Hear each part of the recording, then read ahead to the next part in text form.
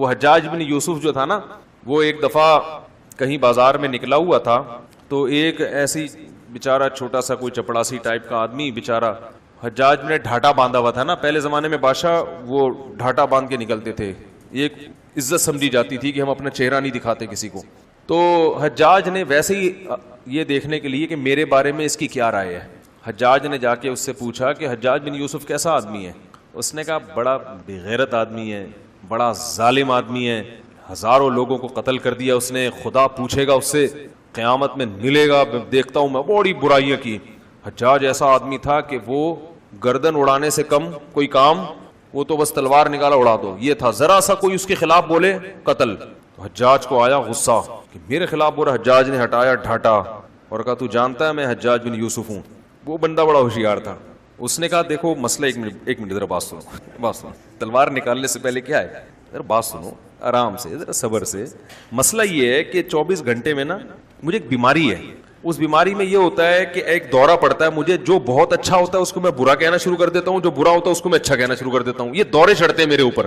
تو ابھی مجھ پہ وہ دورہ چڑھا ہوا تھا، اتنے اچھے آدمی کو میں اس بیماری کی وجہ سے کیا کہہ رہا تھا، برا. حجاج کو ہنسی آ گئی نا. اور یہ تاریخ میں کہا گیا ہے کہ بڑا عجیب واقعہ ہے کہ حجاج نے اس کو معاف کر، ورنہ وہ معاف کرتا نہیں تھا. ہنسی آ گئی حجاج کو اس کی 1.5 ہوشیاری پہ، 1.5 ہوشیار.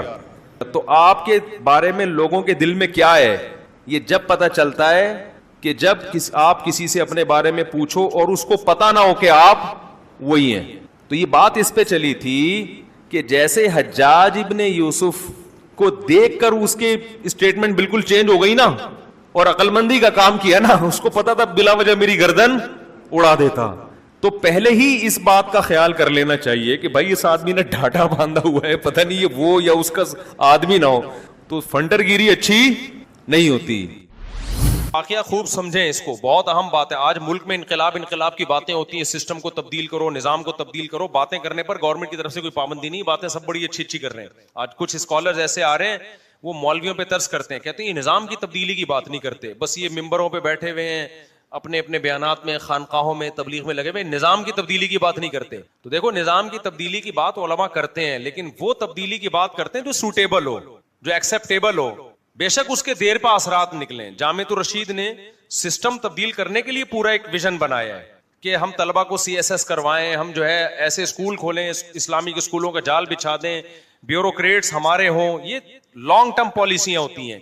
تو یہ کر رہے ہیں علماء، بہت پہلے سے کر رہے ہیں. لیکن ایک طریقہ ہے آپ نظام کو پلٹ دیں مسلح بغاوت سے، اس کی علماء اجازت نہیں دیتے. یہ پہلے بہت تاریخیں آپ اٹھا کے دیکھیں. تو ایک واقعہ میں سناتا ہوں. حجاج ابن یوسف نے ایک لشکر تیار کیا تھا، شام بھیجا اس نے. دیکھو تاریخ سمجھنے کے لیے نا میپ کا سمجھنا بہت ضروری ہے کہ آپ کو پتا ہونا چاہیے کون سا ملک دنیا میں کس طرف ہے. تو بہت بڑا لشکر تیار کیا. اتنا بڑا لشکر اس سے پہلے تیار نہیں ہوا تھا. عبد الرحمن اشعث تھے، بہت بڑے زبردست کمانڈر تھے، ان کو بھیجا لڑنے کے لیے. یہ لشکر جہاں جاتا فتوحات ہی فتوحات.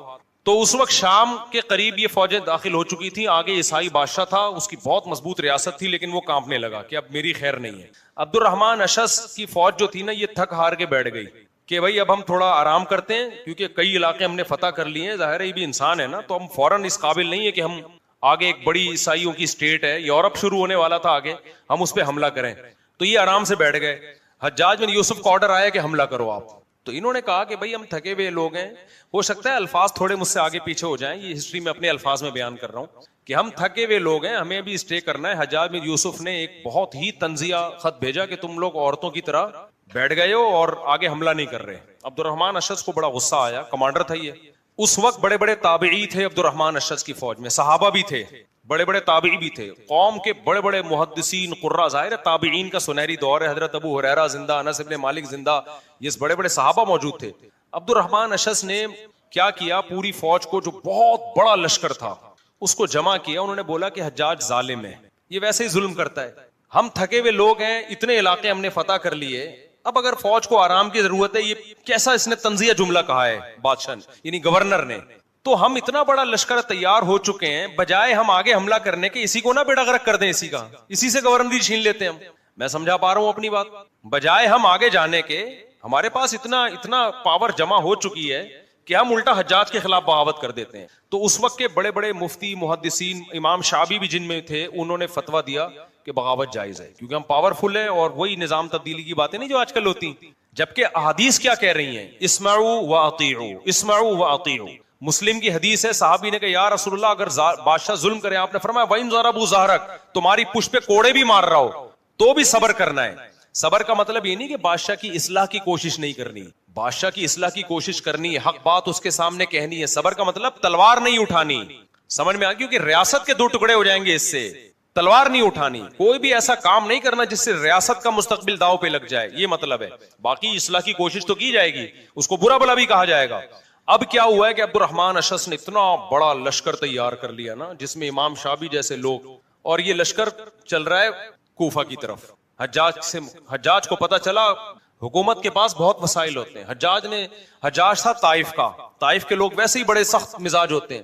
اس نے جناب اس سے بڑا لشکر تیار کر لیا اور بالآخر اس بغاوت کو کچلا ہے اس نے, حجاج نے. عبد الرحمن اشعث بھاگا.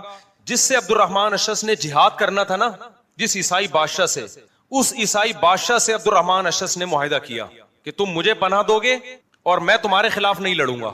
وہ عیسائی تو چاہ رہا تھا کہ میں تو ویسے ہی بیزار تھا. اس نے کہا بھی ان کی مسلمانوں کی مجبوری سے فائدہ اٹھانا چاہیے. اس نے عبد الرحمن اشعث کو پناہ دے دی اور اس کے ساتھ چند مجاہدین کو. تو حجاج ابن یوسف نے اس شام کے بادشاہ کو خط لکھا کہ تیری اینٹ سے اینٹ بجا دوں گا میں, عبد الرحمن کو میرے حوالے کر. وہ ڈر گیا, اس نے بولا بھائی یہ تو واقعی بجا دے گا. اس وقت مسلمانوں کی ایسی پاور تھی کہ مسلمان جو کہتے تھے نا اس کا وہی مطلب ہوتا تھا جو وہ کہہ رہے ہیں. نہیں یہ بات ایک چٹکلا سنا دو, تھوڑا سا ہسٹری بھی بور بھی ہو جاتا ہے نا. ایک آدمی کسی کے گھر گیا, کسی نے ایک بندے کو بولا کہ ہمارے گھر آنا, کبھی ہمارے گھر کی بھی دال روٹی کھا لینا. بڑا سیٹھ آدمی تھا یہ, اس نے کہا کہ ہمارے گھر کی کبھی دال روٹی کھا لینا. لوگ کہتے ہیں نا مراد تو یہی ہوتا ہے جب آؤ گے تو مرغے کھلائیں گے, بکرے کھلائیں گے. اس غریب نے سوچا سیٹھ آدمی ہے, دال روٹی کا کہہ رہا ہے, لیکن وہ تو تواضع میں سب اپنے گھر کو دال روٹی کہتے ہیں, تو کھلائے گا تو مرغے بکرے نا. تو چلا گیا یہ, اس نے دال روٹی رکھ دی لا کے. اس کو بڑا غصہ ہے یار, اس نے تو دال روٹی کا مطلب دال روٹی. اتنے میں کتا بھونک رہا تھا میزبان کا. تو میزبان نے کتے سے کہا چپ ہو جا ورنہ میں تیری ٹانگیں توڑ دوں گا. یہ میرا پانی پی, جزاک اللہ. میزبان نے کتے سے کہا چپ ہو جا ورنہ میں تیری ٹانگیں توڑ دوں گا. تو مہمان کہتا ہے چپ ہو جا, ٹانگیں ہی توڑے گا. یہ جو کہتا ہے اس کا وہی مطلب ہوتا ہے, مجازی مطلب نہیں ہوتا. تو چپ ہو جا, جیسے اس نے دال کھلائی ہے نا, ٹانگیں ہی توڑے گا. تو پہلے زمانے میں مسلمان خلفاء, مسلمان بادشاہ, چاہے وہ ظالم ہی کیوں نہ ہو, پاور تو اسلام کی تھی نا. حجاج ظالم تھا لیکن اس کی فوج میں لڑنے والے تو بڑے بڑے بزرگان دین تھے, صحابہ تھے, تابعین تھے, اللہ والے لوگ تھے. تو اس میں بادشاہ کی حیثیت تھوڑی دیکھی جاتی ہے, تو دیکھا جاتا ہے لڑ کون رہا ہے. تو سارے بڑے بزرگ تھے. اگرچہ حجاج ظالم تھا لیکن وہ اس کے قائل تھے کہ بھائی ظالم ہے یا عادل ہے, ہمیں یہ نہیں دیکھنا, ہمیں تو اسلامی حکومت ہے. حدیث میں ہے کہ جب بھی ظالم بادشاہ ہو جہاد رہے گا, چاہے تمہارا جو امیر ہے وہ ظالم ہو یا عادل ہو, اس سے فرق نہیں پڑتا. فوج کا کمانڈر اگر انڈیا پاکستان کی بارڈر پہ لڑائی ہو رہی ہے اور آرمی کا آفیسر حکم دے فوجیوں کو کہ جا کے لڑو, فوجی کہہ رہا ہے کہ یہ تو فلمیں دیکھتے ہیں ہمارے آفیسر صاحب, ڈرامے دیکھتے ہیں, میں اس کی اطاعت نہیں کروں گا, تو حماقت اور بیوقوفی ہے نا. امیر کی, کمانڈر کی ذاتی حیثیت نہیں دیکھی جاتی. کسی بھی اسلامی کنٹری میں کسی بھی ریاست کے ذمہ دار کی ذاتی حیثیت نہیں دیکھی جاتی. تو عبد الرحمن اشعث کو جو ہے نا حجاج بن یوسف نے شام کے جو بھی تھا عیسائیوں کا بادشاہ, اس کو بھیجا کہ بیٹا اس کو میرے حوالے کر دے ورنہ تیری اینٹ سے اینٹ بجا دوں گا. اس کو پتا تھا بجا دے گا, ٹھیک ہے. اس نے عبد الرحمن اشعث کو حکومت کے کارندوں کے حوالے کر دیا. اب وہ عبد الرحمن اشعث جو مسلمانوں کا ہیرو تھا, ایسا سیلاب تھا کہ جس جگہ جاتا فتوحات کرتا ہی چلا جاتا, ایسا سیلاب. وہ کیا باغی اور مجرم بن کے بیڑیاں ہاتھ میں ڈلی ہوئی ہیں اور قتل کے لیے اس کو لے جایا جا رہا. اور حجاج پھر قتل بھی ایسے نہیں کرتا تھا. تو وہ راستے میں کیا ہوا کہ سرائے ہوتے تھے پہلے نا مسافروں کے, تو راستے میں کہیں سرائے میں پڑاؤ ڈالا, تو عبد الرحمن اشعث نے کیا کیا, بلندی سے وہ جو اس کے ساتھ جو زنجیریں لے کے آئے ہوئے تھے نا ان کو بھی گرا دیا, خود بھی گر کے خودکشی کر لی, مر گیا. اس کو تھا کہ آگے جا کے بہت ذلت ہوگی. اور امام شعبی فرماتے ہیں ایک ایک رات ہم پہ قہر بن کے گزرتی تھی, کیونکہ اتنے صحابہ پھر حجاج نے شہید کیے, اتنے تابعین شہید کیے, اتنے لوگوں کو شہید کیا, جو اس جنگ میں ذرا سا شبہ بھی تھا نا اس کی بھی گردن اڑا دی. تو عالم اسلام کا اتنا بڑا لشکر جو اتنی محنت سے تیار ہوا تھا, دنیا میں جدھر رخ کرتا فتوحات کرتا چلا جاتا, وہ اتنی بڑی طاقت اسلامی ریاست کی حجاج نے اپنے ہاتھوں سے قتل کی ہے, یعنی اپنا بازو کاٹ دیا اس نے. اتنا بڑا اسلامی تاریخ میں مسلمانوں کو دھچکا لگا. تو ابن تیمیہ رحمۃ اللہ علیہ کے یہ تاریخی الفاظ ہیں کہ اگر اسلام میں بغاوت کے کوئی اچھے نتائج نکلے ہوتے تو سب سے بدترین بادشاہ کے خلاف سب سے بہترین لوگوں نے بغاوت کی تھی حجاج کے دور میں.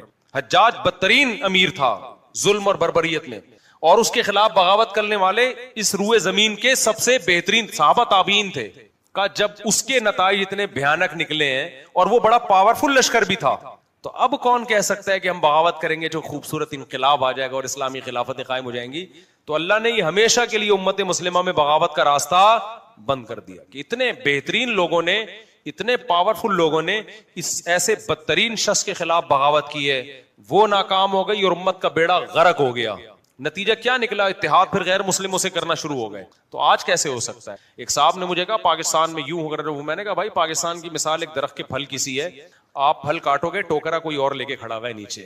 آپ نے ملک میں ایسی ماحول بنا دیا کہ سب جو ہے وہ ریاست کے اگینسٹ ہو گئے, تو یہ ملک آپ کے ہاتھ میں آنے والا نہیں ہے. یہ امریکہ کی گود میں جائے گا, یہ انڈیا کی گود میں جائے گا, یا کسی اور کنٹری کی گود میں جائے گا. ہمارے پاس دھیلا بھی نہیں آئے گا. لیبیا کا حال دیکھو نا, لیبیا کی عوام کو امریکہ نے مجبور کیا کہ تمہارا جو صدر ہے وہ شرابی ہے, وہ زانی ہے, وہ یوں ہے. علماء اس وقت بھی کہہ رہے تھے ابے بھائی جو بھی ہے جنرل قذافی عیاش ہے, کتنی عیاشی کر لے گا, ملک کو تو چلا رہا ہے نا, تو نہیں کرو بغاوت. لیکن قوم کو کوئی بڑا کیڑا تھا, اس نے کہا نہیں جی ہم تو کریں گے. اور نتیجہ کیا نکلا؟ ابھی لیبیا کے مسلمانوں کے ہاتھ میں 2 ٹکے کا کچھ بھی نہیں. اتنا پاورفل کنٹری تھا, 2 ٹکے کی حیثیت نہیں رہی اس کی. سارے وسائل پہ غیروں نے قبضہ کر لیا. تو یہ سازشیں ہوتی ہیں.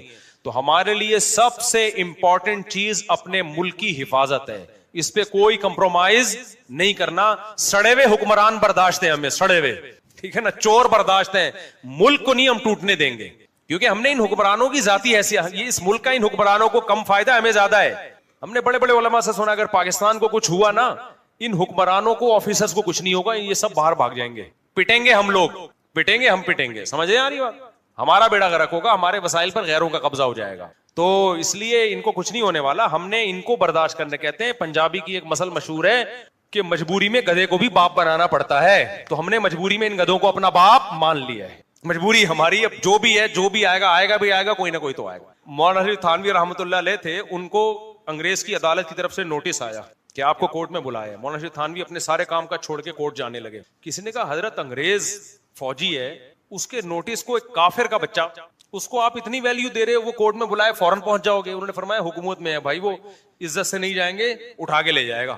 تو عزت اسی میں, تمیز سے کورٹ میں خود بخود حاضری دے دو جا کے. پھر کورٹ میں حاضری دی, بیان دیا, وہ واپس جج نے چھوڑ دیا انہیں. اگر وہ فنٹر گیری کرتے اب تو انگریز کی ضرورت مجھے ہاتھ لگا کے دکھائے, میں جاؤں گا, میں کافر کے کہنے پر عدالت میں چلا جاؤں, میں تو مسلمانوں کا عالم ہوں, بزرگ ہوں, تو وہ موبائل بھیجتا, اٹھا کے لے جاتے. کیا خیال ہے؟ تو وہ زیادہ اچھی عزت ہو جاتی. تو اس لیے حکومت کی اطاعت ہی ہے بھائی, حکومت کی اطاعت ہی, اور کچھ بھی نہیں آپ کے پاس. باقی جو لوگ ممبر پہ حکمرانوں کے خلاف صبح شام تقریریں کر رہے ہوتے ہیں نا, تقریر کرنے پر گورنمنٹ کی طرف سے کوئی پابندی نہیں ہے. دیکھنا یہ کہ اس تقریر کا آؤٹ پٹ کیا. یہ بات یاد رکھو, آپ اسلامی تاریخ اٹھا کے دیکھو, جنہوں نے ظالم حکمرانوں سے دوستی کی, ان سے محبت کی, ان کو ہدیے دیے, ان سے تعلقات بنا کے ان کو سمجھایا, انہوں نے بہت کام کیا ہے. جنہوں نے ممبر پہ بیٹھ کے ظالم حکمرانوں کی مخالفت کی ہے, عوام کی طرف سے واہ واہ بہت ملی ہے, فائدہ 2 ٹکے کا نہیں ہوا ان کو. نہیں یہ بات سمجھ میں؟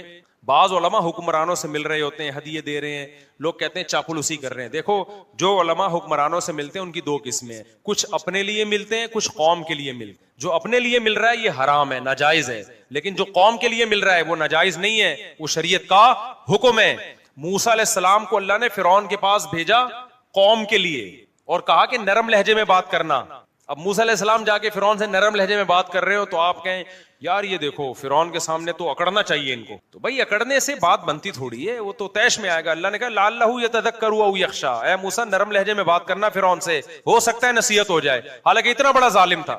آج لوگ مولانا طارق مل صاحب کبھی مل رہے ہوتے ہیں نا نواز شریف سے, کبھی فلاں سے, کبھی فلاں سے, کبھی فلاں سے, تو بھائی مل رہے ہیں وہ اپنے لیے تھوڑی. تو قوم کے لیے اگر کوئی مل رہا ہے تو بہت اچھی بات ہے, اپنے لیے مل رہا ہے تو پھر ٹھیک نہیں ہے, پھر دور رہنا چاہیے. تو مجھے بھی اگر آپ کہیں ملتا ہوا دیکھ لیں, میں حلفیہ بول سکتا ہوں, مجھے نہیں یاد پڑتا میں کبھی اپنے فائدے کے لیے کسی وزیر اعظم, کسی صدر, کسی گورنر سے ملا ہوں, مجھے نہیں یاد پڑتا. اور مجھے ضرورت ہی نہیں اپنے لیے, میرے 4 ہو گئی, میرے اتنے بچے ہو گئے, میرے سارے مسئلے حل ہو گئے, تو مجھے ضرورت کیا ہے؟ میرا رشتہ اٹکا ہوا ہوتا, مجھے رشتہ نہ مل رہا ہوتا, میں گورنر سے ملتا, گورنر کہتا میں خود نہیں دو کر رہا, میں تیری کہاں سے کراؤں گا. سمجھ میں آ رہی بات؟